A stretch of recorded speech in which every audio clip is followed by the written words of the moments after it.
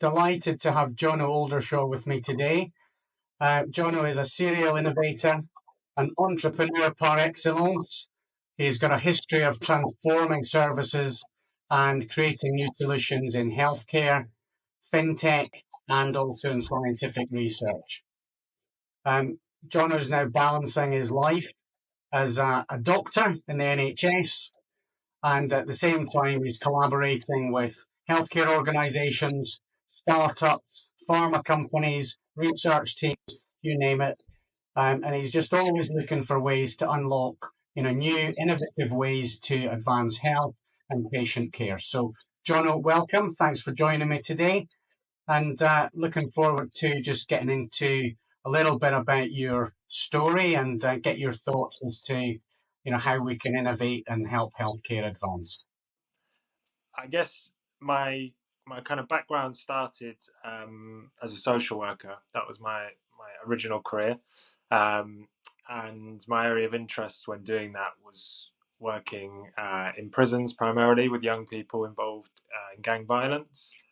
Um, and within that space, obviously, there's a lot of innovative behaviour happening, both from the individuals who are involved in gang activity, but also within the kind of rigid institutions that are the justice system, um, and that gave me a chance to think about, I guess, innovation as an area and start to launch some new projects and ways of doing things differently within that space. The kind of issue that I was faced with primarily was that there's very little funding, obviously, in social care, even less so now. And there was also a theme kind of running throughout with a lot of the young people I was working with around health, be it physical health or mental health conditions. So that sparked an interest for me in kind of where I took my career next. And I started to think about the healthcare space. And as I was working on kind of project management, moved into healthcare consultancy and increasingly became interested in the strategy side of things. After a few years operating in that space, obviously data became a huge kind of factor in healthcare and in thinking about ways to change things, ways to implement. So I got more and more interested in data, and then was presented with an opportunity to transfer those skills into the financial tech sector, which wasn't an area I foresaw myself going into, but the opportunity arose. There was lots of space for innovation, lots of space to play with data, and it was an exciting time in terms of changes in technology and the kind of rise of early versions of machine learning. So I worked with a couple of others to launch a product in that space, operating primarily in payments. And after working on that for a couple of years, kind of decided that I wanted to move back into that healthcare world again, but in a different capacity this time. And for my sins, I retrained as a doctor, and worked as a consultant alongside that.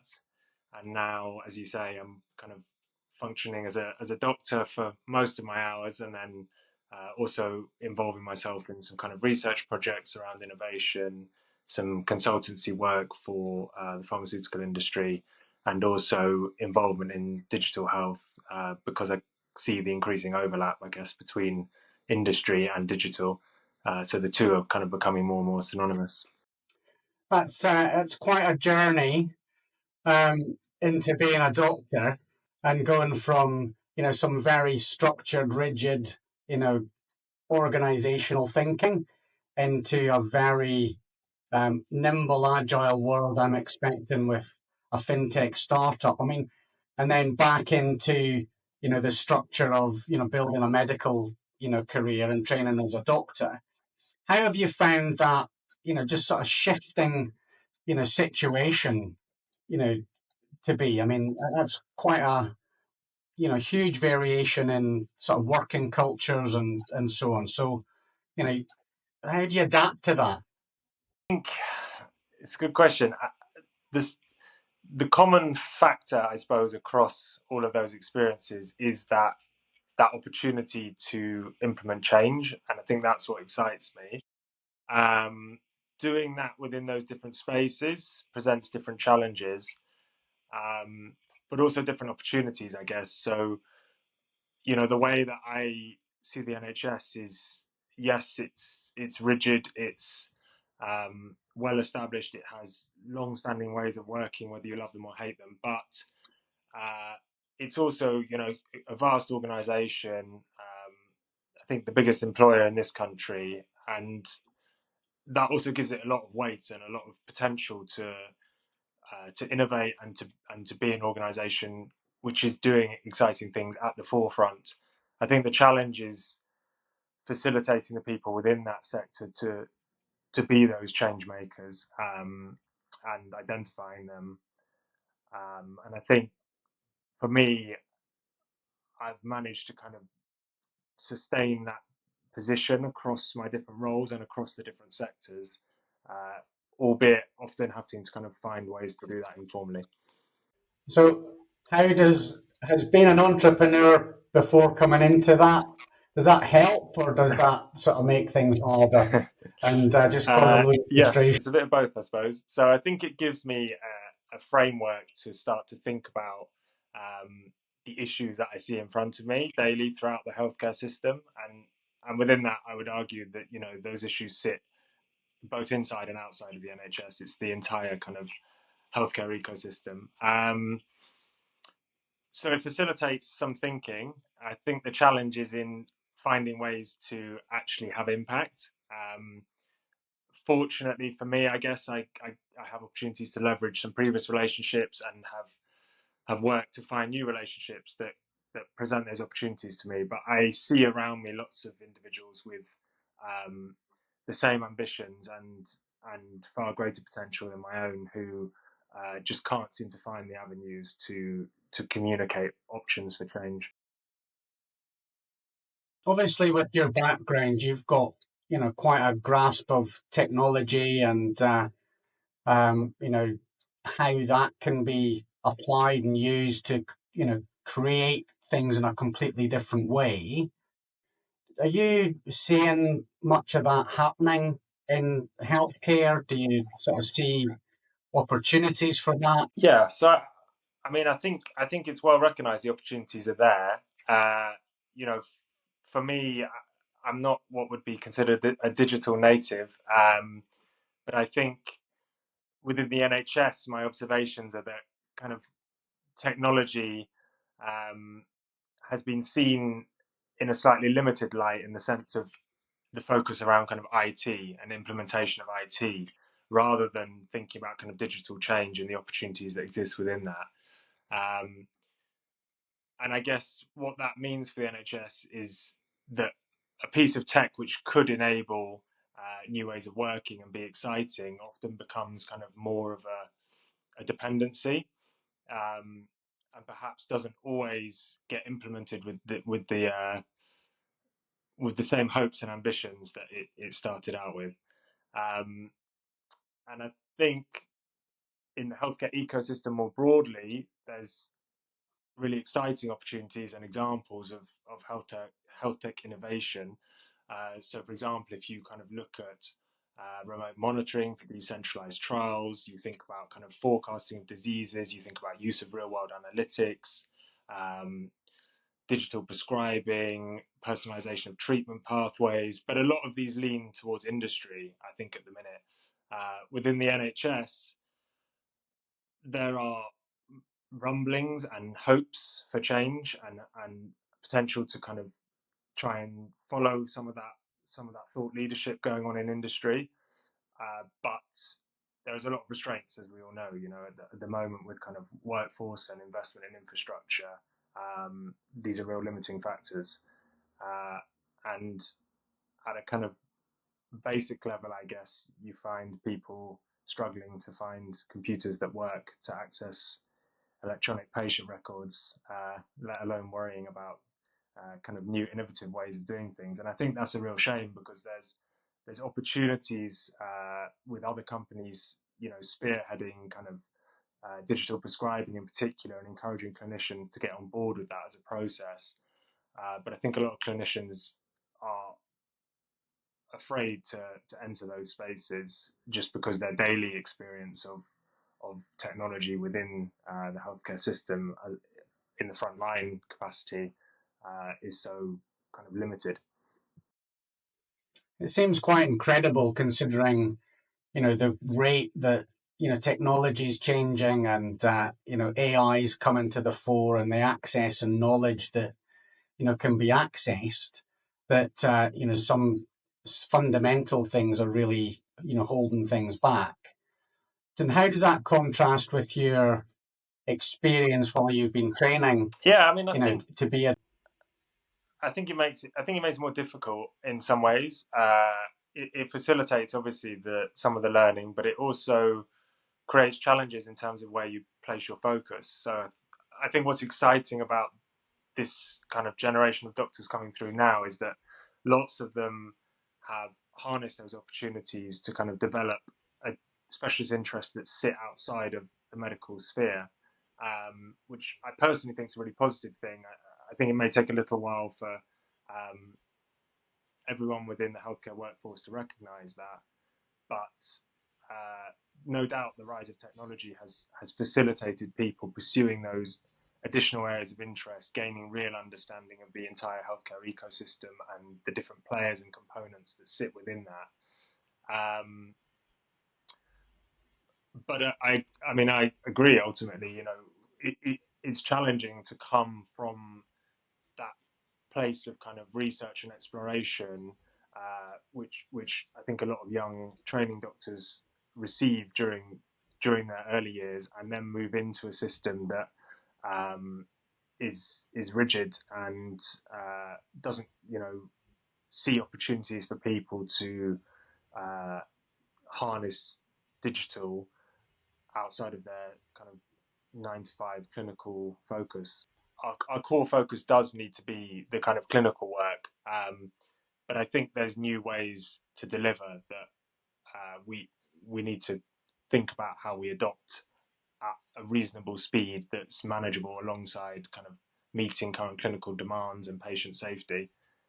And I hope someone, or I hope there's a team somewhere starting to think about that maybe 5-10 year plan, so that we don't find ourselves falling even further behind and missing out on lots of opportunities for kind of efficiency and exciting, progressive opportunities for individual careers. well, if it doesn't exist, you might have to start that team, I think John. that's a challenge I'll leave to someone else.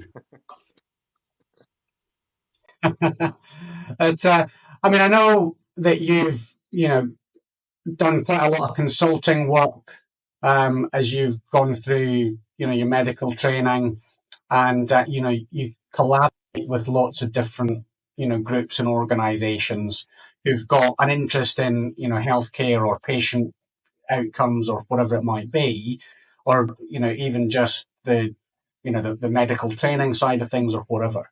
So, I mean, that's an investment of time. I mean, you've got a big commitment on your day-to-day workload anyway. So what's the value that you get from that? What are you what interesting collaborations have you It probably is seen? reflective of my personality, in the sense that I want a diversity of opportunities from which to learn from, and from which to kind of contribute to, occasionally lead some sort of thinking within. And I really enjoy, to be honest, the blend I get between the direct clinical work, which keeps me, focused on developments within different therapeutic areas and kind of challenges and understanding the patient voice, and bringing that over into other aspects of the wider healthcare ecosystem. So that's my driving factor, I guess. There's room for me to grow, and room for me to kind of develop new skills, understand the different levers at play, because obviously the healthcare system in the broader sense is very complex. And there's a lot happening there, from kind of politics through to academia and research to industry to frontline delivery. So that's that's my driving force, I guess. That's what it provides for me. And then in return, you hope that by being somewhat of a bridge between the clinical space and some of the other areas of healthcare, you start to create more alignment, which allows for faster implementation. It allows for kind of accurate understanding of what the opportunities are and aren't. And I think that's something that I learnt when I was working on kind of models of care in a healthcare consultancy role, was that if you don't have proper insights and proper connections to the front line, then you can design and devise lots of models which are perfectly viable on paper. But when it comes to implementation, you'll get unpicked very quickly through simple things that you just hadn't considered or foreseen. So I feel like my role at present, and I don't know where it will go in the future, but my role at present is to try and provide that constant feedback going both ways. So explore with the frontline what opportunities aren't being harnessed, which are available to us, and explore with industry and other partners um, what's actually happening on the front line and what implementation might look like. Tell me a little bit about some of the, groups that you're collaborating with. What's the focus that they're trying to, bring to things? What are they trying to achieve? What ties you? What sort of encourages you to, share your expertise with them and help, make sure that that connection, can Yeah, so be positive. there's organizations like Orca, who I kind of alluded to previously. So they are very focused on digital health prescribing and encouraging clinicians to recognize and understand the kind of array of products that are out there, which we can recommend that patients engage with as ways of managing their treatment. There's organizations I work with in the consultancy space. So one's called TCC Health, who I do some work with, who are doing some great stuff around patient-reported outcomes and really bringing the patient voice, I guess, to the forefront of industry, which is an evolving space. I think it's probably long been needed. Um, there's kind of more informal things, I guess, that I do working with academic institutions and different conferences. Again, some of that operates around that patient voice space. Some of it's thinking a bit more broadly about public health. So, for example, working with the Royal Society of Medicine to help them to help their public health section, which tries to raise discussion, I guess, around areas of policy and areas of focus, which is kind of quite nice because for me that's a very high level, early stage of clinical change, and it's quite nice to see from the top and then the trickle down through the different sectors right down to frontline delivery. Um, and again, I guess this comes back to your previous question. That's what's mainly in it for me is trying to see healthcare at its multiple layers, because I think a lot of people only view it as the frontline delivery, their direct touch point with healthcare, but actually that's kind of the end point in the journey of new therapeutics or changes in policy or whatever it might be that's actually impacting how you day to day engage with healthcare. And I think it's overlooked, I guess, by both the public to a degree and perhaps the workforce within the public sector to a degree. So I mean, you've been, tremendous advisor to us at Multimed, and we know that you're a great believer that the pharmaceutical industry in itself can do much more to work with healthcare and to support, doctors and healthcare professionals across the spectrum. And so what, having seen, some of that pharma world and what that looks like and how they operate. How do you think that relationship can improve and try and genuinely add more value to both Yeah, so sides of the it's, equation. as you know, I think it's something I feel quite passionate about. You've got a lot of conversation happening the last kind of 30 years or so around multidisciplinary teams, um, but that terminology is still very much viewed as a term which encompasses frontline professionals working in a multidisciplinary capacity. I don't see that as the end of the multidisciplinary team. I see the entire healthcare ecosystem being the multidisciplinary team and needing to have better connections with between individuals and between organizations, and also kind of, I guess, an improved level of respect for each other. And I think, as you touch on there, for the pharmaceutical industry, the relationship with clinicians has been fractious over the years, and there are issues there around trust. There's an interesting approach to engagement. So I think industry primarily engages the consultant workforce. So by that I mean kind of medical doctors who are consultants, but that's only 50% of the workforce. And whilst they might be kind of the leaders of implementation, there is an opportunity in my mind to kind of capture people slightly earlier in their clinical journey and build those relationships early on with a view to kind of what the potential offering of that is in the future.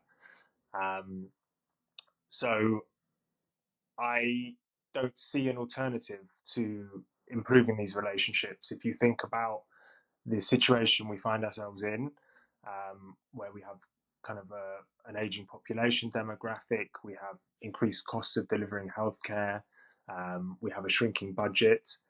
I think we have to start to find ways to work together, not only to make efficiency within healthcare better, but also to, I guess, change the dial a little bit in terms of thinking about how we deliver.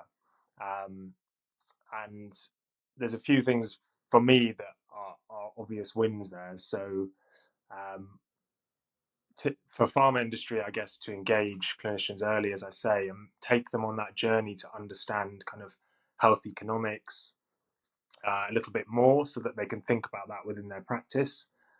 Because to date, I think doctors have had that fortunate position of being able to just kind of function with a purely clinical mind and not think about the economics. And I know that's not always a popular discussion, but equally, I think it's probably a realistic discussion for where we are now. That maybe no longer can we afford to operate or to function in that way at the front line. And then I think the it also comes from the other side. So I've talked a little bit about the pharmaceutical industry needing to adjust and adapt their approach to clinicians, but vice versa is my view.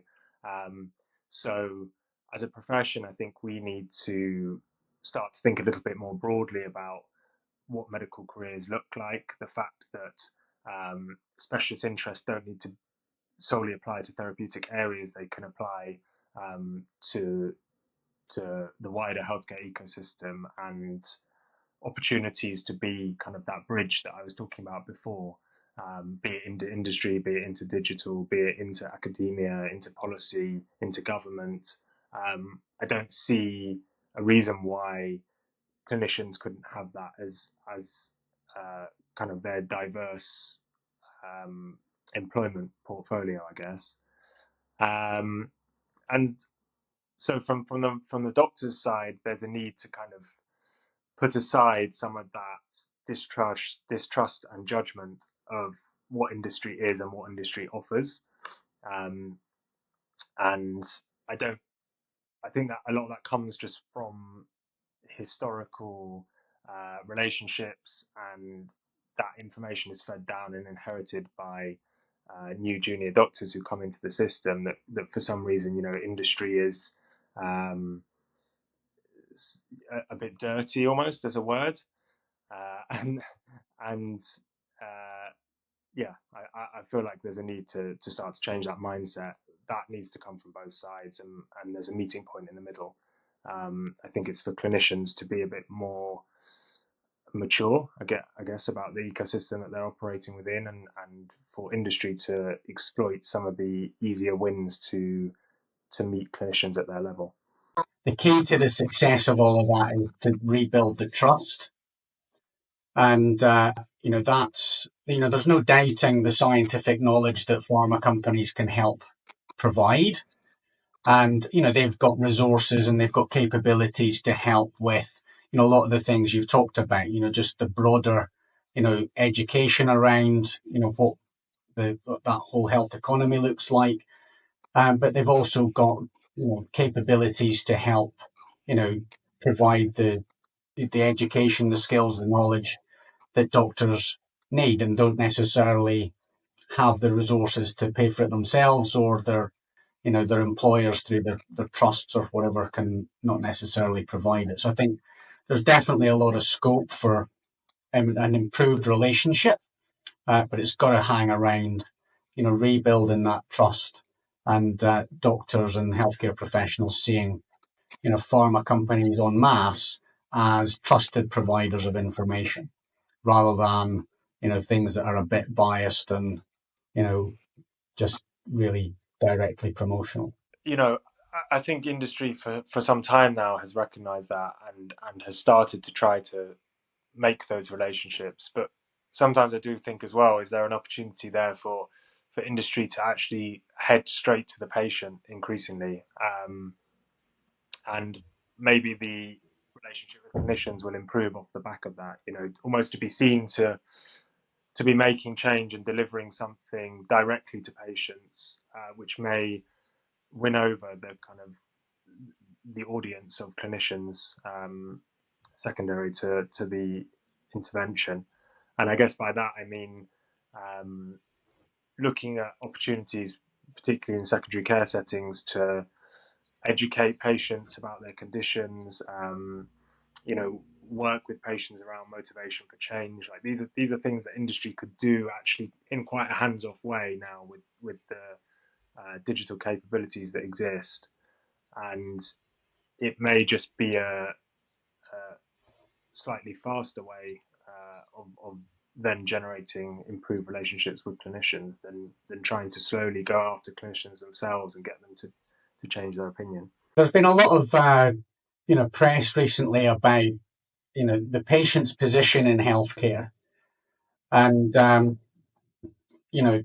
think in a lot of cases the patient voice is not well heard, either on the healthcare side, or particularly well reflected through the pharma side. So they tend to have a very rigid patient profile that they run their clinical trial with, and they don't really think through necessarily what that patient experience and reality is for their condition and what it's like to go into treatment. And some of them are quite challenging treatments to get, particularly in specialty medicine.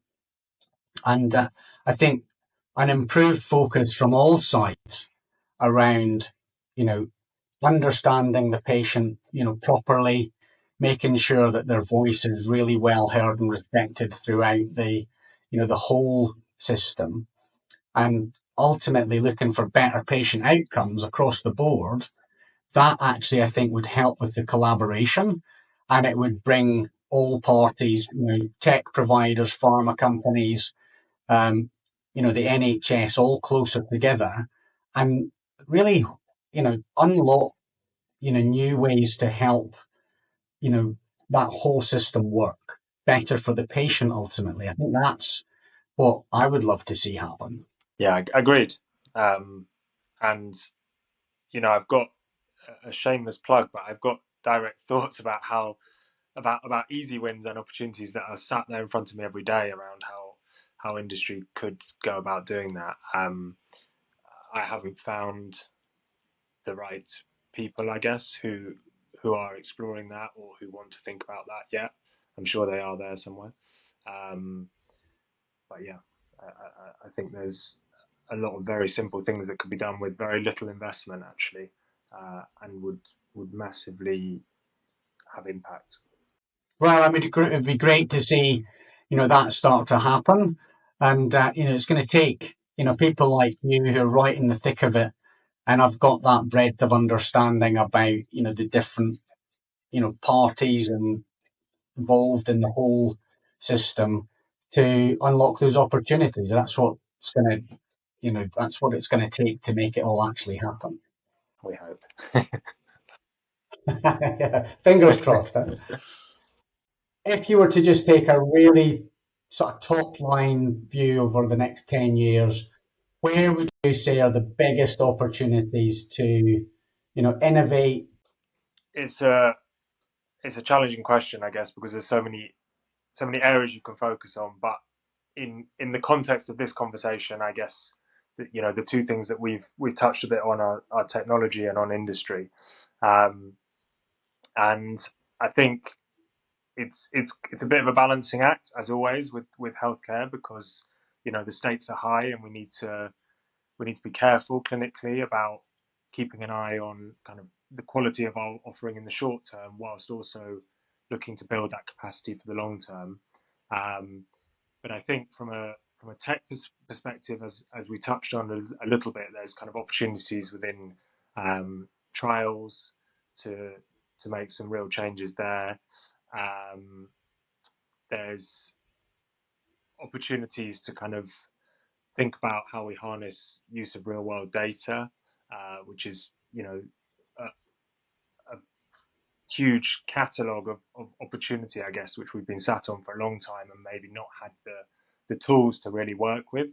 But nice to see that that's starting to change with kind of the use of AI.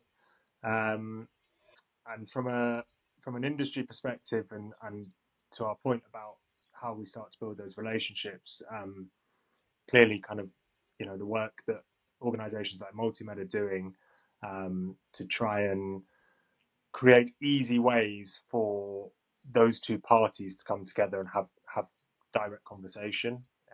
So from a clinical perspective, that's about wanting access to up-to-date information, and from an industry perspective, that's about wanting to find ways to kind of get feedback from the front line as to what's wanted ultimately.